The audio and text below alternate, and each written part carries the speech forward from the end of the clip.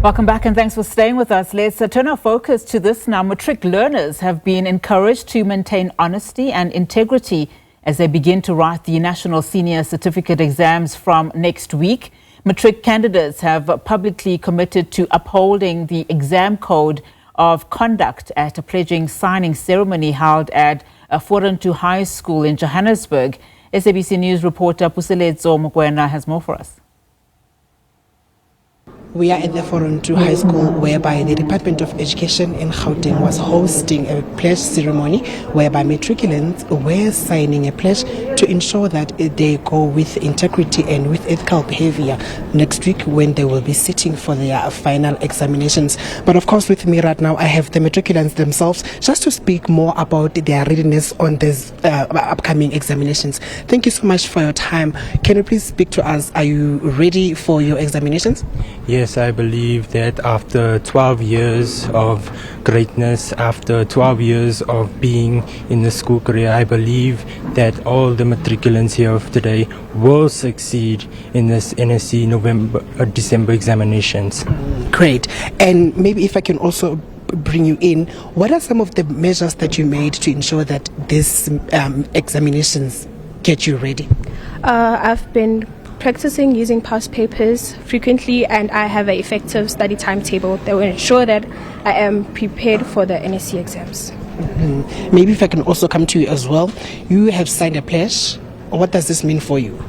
Now, having signed this pledge, I put down my name, my surname, everything, fully committing myself that I will be a part of that 100% pass rate.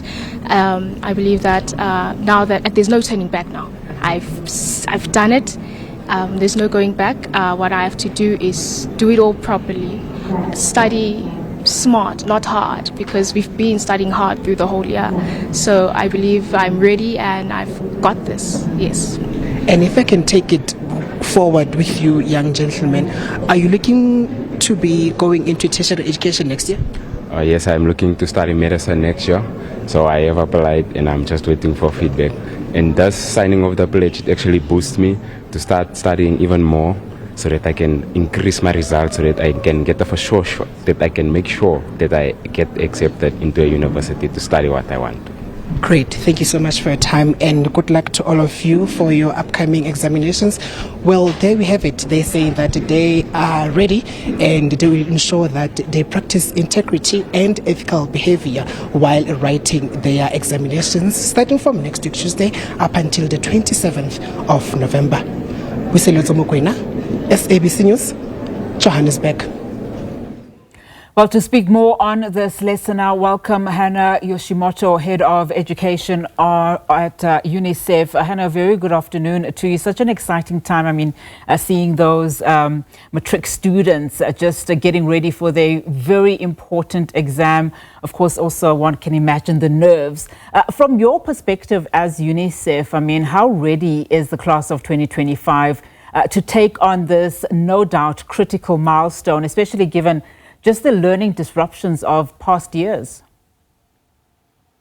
Well, first of all, thank you for having us, having me to this program. I think overall the system is deemed ready for the 2025 Matric exams, including UMalusi, the country's quality assurance body, confirming their readiness. And also some provinces like Gauteng, Western Cape, they have both confirmed that all logistical preparations are in place for the exams. But, you know, it's not really a very easy, clear yes and no answer about the readiness, because we know despite all the effort by the Department of Basic Education and agencies like United Nations Children's Fund supporting the government, systemic challenges still exist, like the educational inequality and socioeconomic conditions. So when you look at the individual learners level, how ready they are, it's not as a straightforward answer as one may wish.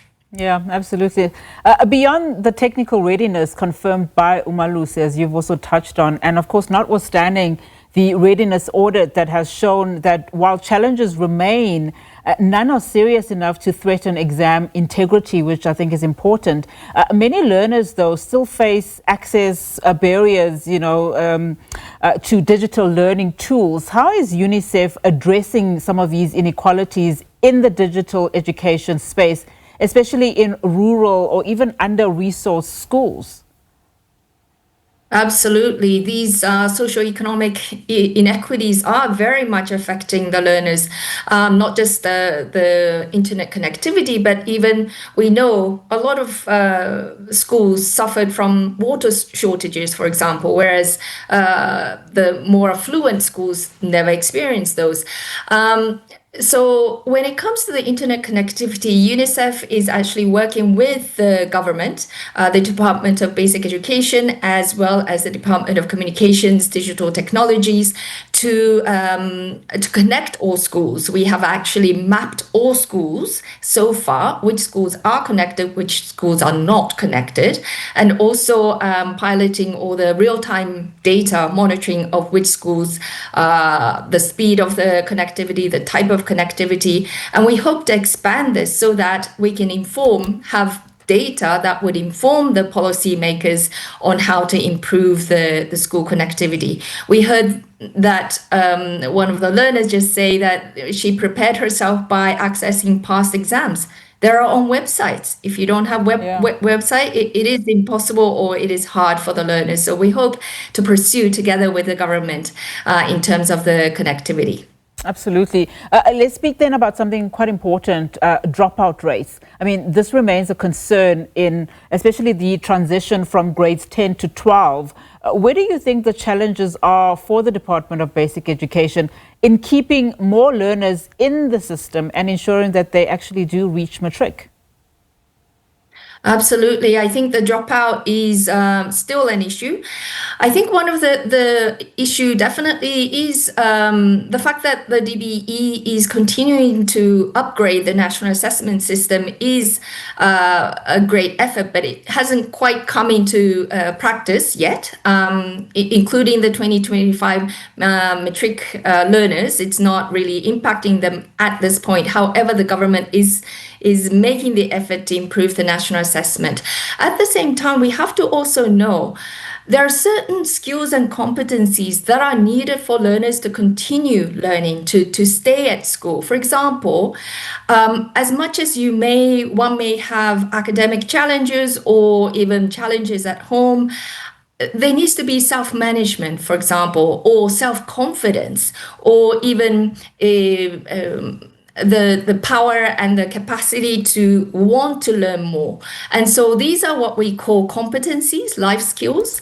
And what we try to do, for example, with the government, the DBE, is how do we measure these life skills and competencies, so-called transferable skills, that actually helps the learners be agile, be flexible to any life challenges that would help them in their future, but also in their workplace in the future. And I think that sort of capacity building of the transferable skills start from a young age while they are at school, which actually speaks also to how or whether they are going to drop out or not. So it's both socio-economic issue, but also something that we do need to work with the learners and teachers in classrooms.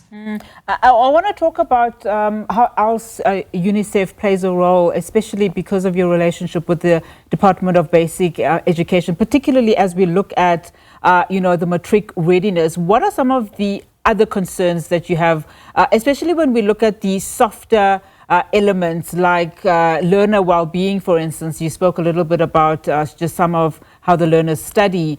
Teacher morale also is one of the big things, and perhaps also that access to learner material that you touched on. Yes, thank you so much.